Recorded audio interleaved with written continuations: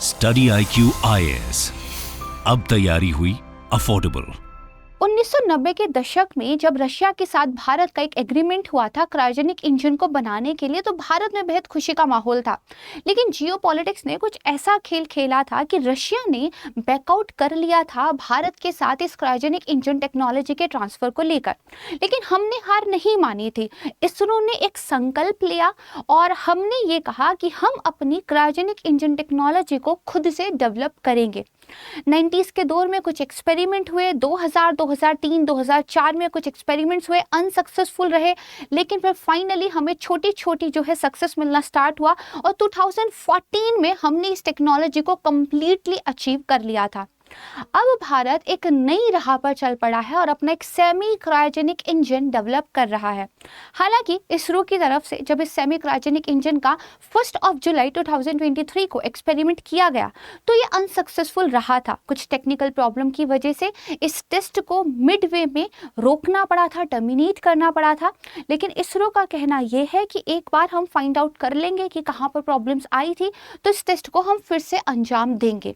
तो इस कंटेक्स्ट में हम ये पढ़ेंगे कि आखिर ये जो सेमी क्रायोजेनिक इंजन है ये है क्या, और ये क्रायोजेनिक इंजन से अलग कैसे है, और यदि भारत इस क्षमता को हासिल कर लेता है तो हमें आखिर क्या मिल जाएगा। भारत आने वाले टाइम में काफ़ी बड़े बड़े स्पेस प्रोग्राम्स को लॉन्च करने वाला है। हम अपना एक हैवी GSLV-3 जो इंजन है, जिसको बेसिकली लॉन्च व्हीकल मार्क 3 अब कहा जा रहा है, उसको लेकर भी काम कर रहे हैं। और अगर ये सेमी क्रायोजेनिक इंजन वाली टेक्नोलॉजी को हम सक्सेसफुली अडेप्ट कर पाते हैं तो ये बहुत बड़ी सफलता मानी जाएगी। अगर आप आज का वीडियो पूरा देखते हैं तो रॉकेट इंजन्स की एक बेसिक अंडरस्टैंडिंग तो आपको हो जाएगी कि आखिर बहुत सारी टर्मिनोलॉजीज जैसे प्रोपेलेंट, कंबक्शन, ये सब जो यूज़ होता है जब हम रॉकेट्स की बात करते हैं तो इसका मीनिंग क्या होता है।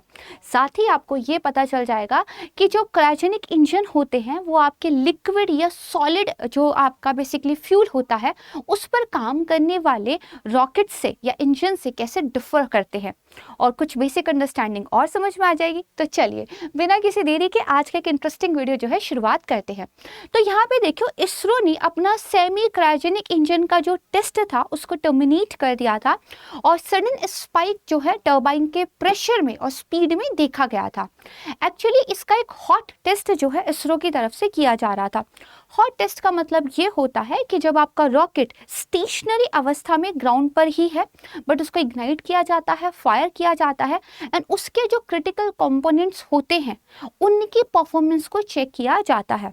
करीब 4.5 सेकंड तक चलने के लिए इस टेस्ट को जो है तैयार किया गया था, लेकिन 1.9 सेकंड तक जो है चीज़ें बिल्कुल ठीक रही थी।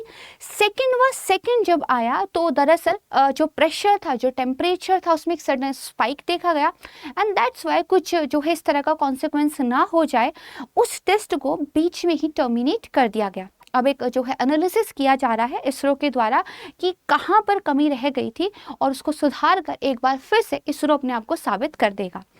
ये जो लेक्चर है ये काफ़ी इंपॉर्टेंट है और अगर इसकी PPT को आप डाउनलोड करना चाहते हैं तो मुझे मेरे टेलीग्राम चैनल पर ज्वाइन कर सकते हैं। UPSC विद प्राची हमारी एक छोटी सी फैमिली है। मैं जो भी आपके लेक्चर्स यूट्यूब पर लेती हूँ उनकी PDFs आपको यहाँ पे शेयर कर देती हूँ। मेरा नाम है प्राची और मैं आपको science and technology and environment पढ़ाती हूँ। तो आइए शुरुआत करते हैं। तो जैसे कि आपने देखा कि एक जो है इंजन डेवलप किया जा रहा था सेमी क्रायोजेनिक, राइट है, उसका जो टेस्ट है बेसिकली वो सक्सेसफुल नहीं रह पाया है। टेस्ट जो किया जा रहा था उसका ऑब्जेक्टिव यही था कि एक इंटीग्रेटेड परफॉर्मेंस जो है बेसिकली यहाँ पे चेक कर ली जाए। दरअसल जो क्रिटिकल सब सिस्टम होते हैं, जो आपका गैस जनरेटर है, टर्बो पंप्स है, प्री बर्नर्स है, कंट्रोल कंपोनेंट्स है, उनका जो है कैसा परफॉर्मेंस रहेगा इसको चेक करने की यहाँ पर बात की जा रही थी।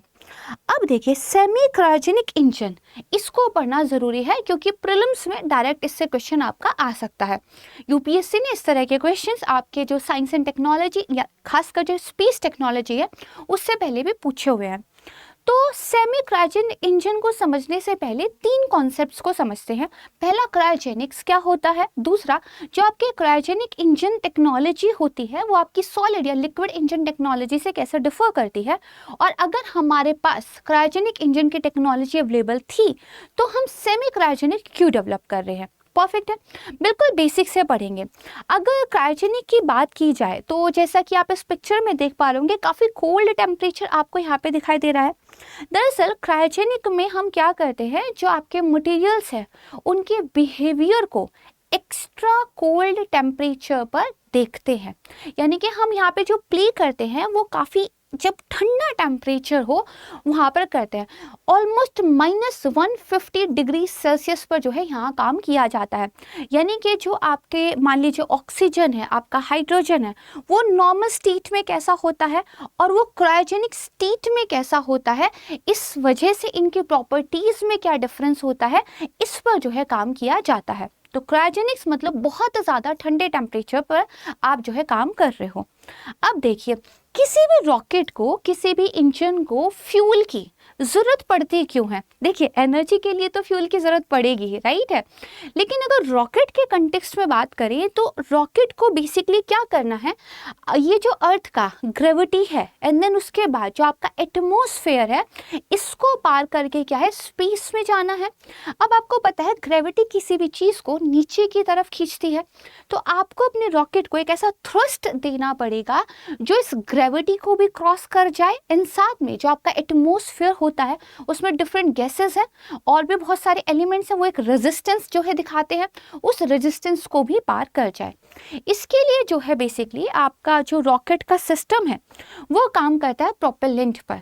प्रोपेलेंट का मतलब क्या होता है, ठीक है, थोड़ा सा जो है एक काम कर लेते हैं, रॉकेट्स के बारे में बेसिक अंडरस्टैंडिंग पर काम करते हैं, है ना। प्लीज़ मेरी जो बेसिकली ड्राइंग होगी उसको जो है आप थोड़ा सा माफ़ कीजिएगा। तो आपको पता है कि न्यूटन का जो बेसिकली थर्ड लॉ था, राइट है, वो क्या कहता है, ये कहता है कि हर एक रिएक्शन का एक एंटी रिएक्शन होता है। परफेक्ट है। अब इस केस में अगर यहाँ पर आप जो है प्रोपेलेंट का कंबक्शन करते हो, यानी कि इस इंजन को एक थ्रस्ट देते हो, तो अगर यहाँ पर काफ़ी ज़्यादा एक जो गैसेस हैं उन्होंने अपने आप को एक्सपेंड किया है ना, और जो बैक साइड है वहाँ पर एक धक्का दिया है, तो इसका रिएक्शन का एक एंटी रिएक्शन होगा और उस एंटी रिएक्शन के बेसिकली रिस्पॉन्स में जो रॉकेट है ये आपका जो है स्पेस में चला जाता है। यहाँ पे ये जो बेसिकली हमने गैसेस को जनरेट किया है, इसके लिए किसी भी जो इंजन में जो है एक प्रोपेलेंट यूज करते हैं। इस प्रोपेलेंट के अंदर दो चीज़ें होती हैं, एक आपका होता है फ्यूल जो कि अपने आप को बर्न करता है, इसका कंबक्शन होता है, राइट है, जो कि जलता है और इसको एनर्जी देता है, साथ में एक ऑक्सीडाइजर भी होता है, राइट है। अब देखिए, किसी भी चीज़ के दहन के लिए, कंबक्शन के लिए हमें ऑक्सीजन की ज़रूरत पड़ती है, राइट है। इसलिए जब आपके ये जो बेसिकली रॉकेट्स हैं, है ना, ये स्पेस में चले जाएंगे, वहाँ पे लैक ऑफ एयर है, लैक ऑफ एयर की वजह से ऑक्सीजन की भी सप्लाई वहाँ पे नहीं मिलेगी। दैट्स वाई जो आपके रॉकेट्स होते हैं वो अपना फ्यूल और साथ में जो ऑक्सीडाइजर होता है जो कंबक्शन में हेल्प करता है, इसको साथ में कैरी करके ले जाते हैं। अब इंजन्स के बारे में या मोटे तौर पर अब हम रॉकेट्स वर्ड जो है यूज़ करेंगे, आपने देखा होगा अलग अलग स्टेजेस होती हैं, राइट है। दरअसल वो इसलिए बनाई जाती है, जब पहली स्टेज है वो एक थ्रस्ट देने के लिए जो है बेसिकली यहाँ पे यूज़ हो जाएगी, ठीक है। देन एक ऊंचाई पे जाके सेकंड जो स्टेज है वो बर्न हो जाएगी, देन थर्ड स्टेज बर्न हो जाएगी एंड कई बार आपकी फोर्थ स्टेज जो है एक रॉकेट के अंदर होती है। और जो क्रायोजेनिक्स होता है वो आपकी फोर्थ स्टेज पर, लास्ट स्टेज पर जाकर जो है बेसिकली काम करता है।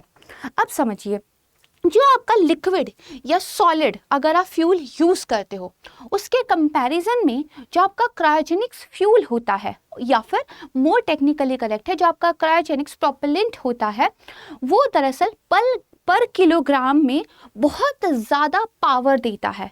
दैट मीन्स अगर आप एक हैवी लोड ऊपर ले जाना चाहते हो तो आपका जो फ्यूल का और ऑक्सीडाइजर का लोड है वो आपको कम करना होगा ताकि वो हल्का रहे, राइट है। तो इसके लिए अगर आपका कोई ऐसा प्रोपेलेंट पास में है जो पर किलोग्राम आपको ज़्यादा एनर्जी देता है, that means similar amount of energy के लिए आपको लेस प्रोपेलेंट की ज़रूरत होगी, इंजन हल्का हो जाएगा। तो इसीलिए क्या होता है, क्रायोजेनिक्स अगर आप बेसिकली फ्यूल बनाते हैं तो क्रायोजेनिक्स टेक्नोलॉजी ये कहती है फ्यूल तो आप जैसा यूज़ कर रहे हैं यूज़ कीजिए, ऑक्सीडाइजर के रूप में आप क्या कर सकते हैं, लिक्विड ऑक्सीजन को यूज कर सकते हैं। और ये जो लिक्विड ऑक्सीजन होता है ये क्रायोजेनिक्स के टेम्परेचर पे जाकर होता है। बहुत ठंडा जब टेम्परेचर ऑक्सीजन का होगा तो एक लिक्विड की तरह जो है बिहेव करती है, ठीक है। लेकिन इसको बनाना इतना आसान नहीं है, काफ़ी ज़्यादा कॉम्प्लेक्स ये जो है सिस्टम होता है।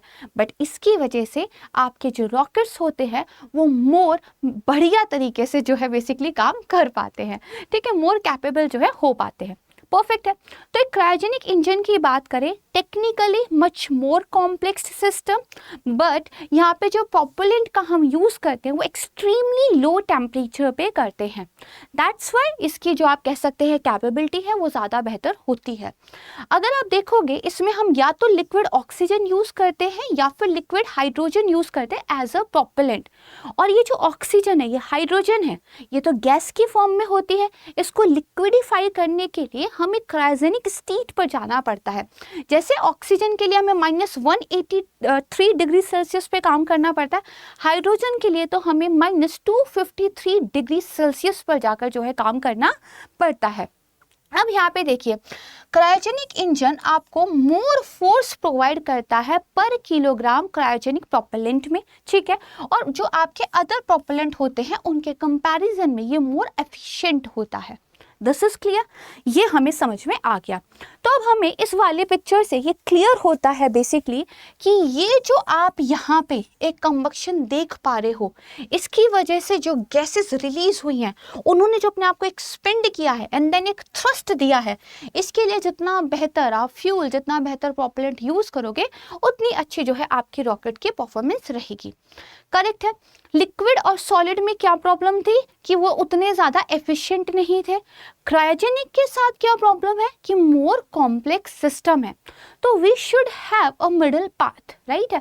तो अब हमें क्या करना है, एक ऐसा जो है आप कह सकते हैं प्रोपेलेंट डेवलप करना है जिसमें क्रायोजेनिक वाली प्रॉपर्टीज तो हों, लेकिन यहाँ पर बेसिकली इतना ज़्यादा कॉम्प्लेक्स सिस्टम भी ना हो। और भारत आने वाले टाइम में जो अपने बेसिकली लॉन्च व्हीकल मार्क 3 को डेवलप करने वाला है, उसके लिए कुछ इस तरह के इंजन्स को लेकर काम कर रहा है। अब यहाँ पे देखिए, जैसे अगर लिक्विड प्रोपेलेंट की बात करते हैं, कंबक्शन यहाँ पे चैम्बर होता है, आपके पंप्स होते हैं, लिक्विड ऑक्सीडाइजर होता है, लिक्विड फ्यूल होता है, राइट है। क्रायोजेनिक्स में यहीं पर आपके जो है बेसिकली क्रायोजेनिक जो है ऑक्सीडाइजर्स होते हैं, जैन आपका जो है फ्यूल होता है। परफेक्ट है। सेमी क्रायोजेनिक इंजन में क्या होगा, बेसिकली एक बीच का रास्ता होगा, यानी कि एक ऐसा रॉकेट इंजन हम यहाँ पे यूज़ कर रहे हैं जिसमें आपका जो प्रोपेलेंट होगा वो सेमी क्रायोजेनिक होगा, यानी कि एज अ ऑक्सीडाइजर तो आप अभी भी जो है लिक्विड ऑक्सीजन को ही यूज़ कर रहे हैं। लेकिन अगर फ्यूल की बात करें तो जो बेसिक आपका हाइड्रोकार्बन फ्यूल होता है, फॉर एग्जाम्पल जो रॉकेट्स वाला कैरोसिन होता है, उसको आप यूज़ कर सकते हो। तो फ्यूल आपका कौन सा हो गया, एक नॉर्मल हाइड्रोकार्बन, और ऑक्सीडाइजर अभी भी क्या है आपका क्रायोजेनिक स्टेट वाला जो लिक्विड ऑक्सीजन है। दैट्स वाई इसको एक सेमी क्रायोजेनिक इंजन कहा जा रहा है, ठीक है। तो यहाँ पे देखिए, ये जो टर्म है कि यही रिफर करती है कि जो आपका बेसिकली ऑक्सीडाइजर होगा वो क्रायोजेनिक टेम्परेचर पे होगा, जबकि जो आपका फ्यूल स्टोर किया जाएगा वो एक एम्बिएंट टेम्परेचर पर किया जाएगा। तो इसकी वजह से क्या है, आपको क्रायोजेनिक इंजन की एफिशिएंसी भी मिल जाएगी, बट आपका सिस्टम उतना कॉम्प्लेक्स भी नहीं होगा, क्योंकि एटलीस्ट फ्यूल जो है आपको एक एम्बिएंट टेम्परेचर पर ही स्टोर करना है। दैट्स वाई इसरो की तरफ से जो है ये कोशिश की जा रही है कि एक सेमी क्रायोजेनिक इंजन को डेवलप किया जाए। आई होप कि कम समय में बेहतरीन तरीके से ये आपको जो है क्लियर हो गया होगा। इसको एक बार रिवाइज कर लीजिएगा तो ये टॉपिक आपका क्लियर हो जाएगा। अगर आप इसी तरीके से इंटरेक्टिव मैनर में हम लोगों के साथ लाइव पढ़ना चाहते हैं तो ज्वाइन कर सकते हैं स्टडी IQ के P2I बैच को, प्रीलिम्स टू इंटरव्यू। यहाँ पर हम आपके फंडामेंटल से लेकर जो स्टैंडर्ड तैयारी होती है वो पूरी कराते हैं। याद रखिएगा, क्लासेस आपकी लाइव होती है, फैकल्टीज के साथ इंटरेक्शन आपका लाइव होता है। और इसके अलावा मॉर्निंग का बैच 10 जुलाई से स्टार्ट होने वाला है सुबह 8 बजे। तो जल्दी से एडमिशन ले लीजिए ताकि जो पहली क्लास है उससे जो है आप शुरुआत कर सकें। और अगर आप एक फ़ीस में बड़ा डिस्काउंट चाहते हैं तो इसका भी जो है हमने इंतज़ाम कर रखा है। आप यूज़ कर सकते हैं अपना फैकल्टी कोड प्राची लाइव। साथ ही अगर आप 5 जुलाई तक एडमिशन ले लेते हैं तो एक कॉम्प्लीमेंट्री गिफ्ट भी हमारे पास आपके लिए है। यहाँ पर देखिए, जो श्री अनिल स्वरूप जी हैं उनके द्वारा 2 शानदार बुक्स जो है लिखी गई हैं। आपका जो पूरा बुक का सेट है वो तो P2I बैच का पार्ट है ही, वो तो आपको मिलेगा ही, बट आप जो है इन 2 बुक्स को as a complimentary gift receive करेंगे अगर आप बिफोर 5 जुलाई जो है एडमिशन ले लेते हैं। अगर आप इस बैच के बारे में कुछ भी जानना चाहते हैं तो मुझे मेरे टेलीग्राम चैनल पे जो है पिन कर सकते हैं, PDFs को भी वहाँ से डाउनलोड कर सकते हैं, एंड साथ ही डिस्क्रिप्शन बॉक्स में भी कुछ डिटेल्स दी गई है, आप वहाँ पर भी जो है बैच के बारे में जानकारी ले सकते हैं। आई होप कि वीडियो आपको पसंद आया होगा। प्लीज़ मुझे कमेंट सेक्शन में बताइएगा if you want more science and technology के वीडियो जहाँ पे हम रॉकेट साइंस को भी बहुत आसान करके जो है पढ़ने वाले हैं। Thank you so much everyone, अपना ध्यान रखिएगा। जल्द मिलूंगी एक नेक्स्ट वीडियो के साथ, और आपके लिए एक और इन्फॉर्मेशन है, मैं इन्वायरमेंट की एक बुक सीरीज जो है आपके लिए लेकर आने वाली हूँ जिसमें पूरा इन्वायरमेंट एंड इकोलॉजी हम तैयार करने वाले हैं। तो जल्दी उसकी वीडियो अपलोड हो जाएगी। अगर उसके बारे में भी जानकारी चाहते हैं तो अगेन UPSC विद प्राची को ज्वाइन कर लीजिएगा। अपना ध्यान रखिए, अपनों का ध्यान रखिए, एंड जय हिंद। स्टडी IQ IAS, अब तैयारी हुई अफोर्डेबल।